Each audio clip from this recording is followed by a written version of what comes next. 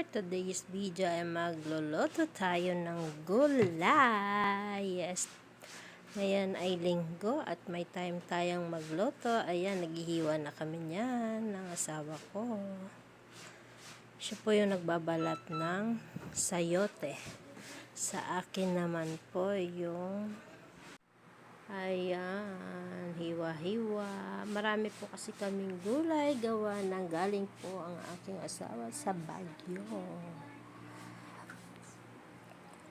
Ayan, hiniwa ko na yung ating sayote. Mabilisan lang po yan, guys. Ayan, at nagisa na tayo ng bawang. Ayan, bawang. Ayan. Sunod natin ang kamatis.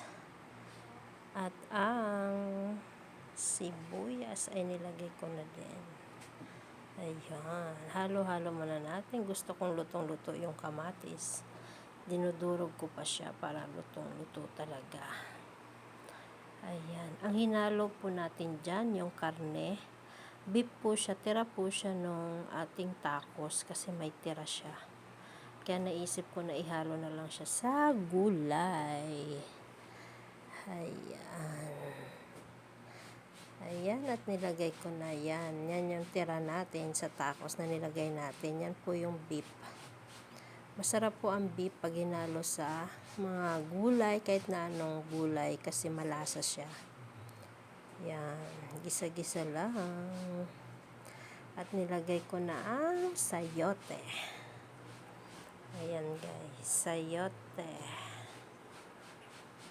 Nilagyan ko na rin ng soy sauce, mga seasoning. Ayan, may oyster sauce, konting asin, paminta. Ayan, nahalo-halo na natin yan.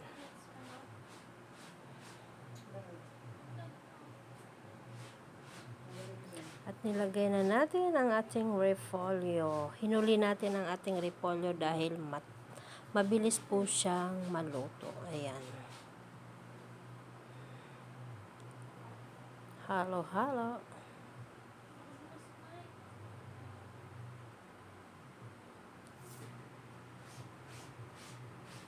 Ayan, at luto na yan guys. Thank you for watching. Bye!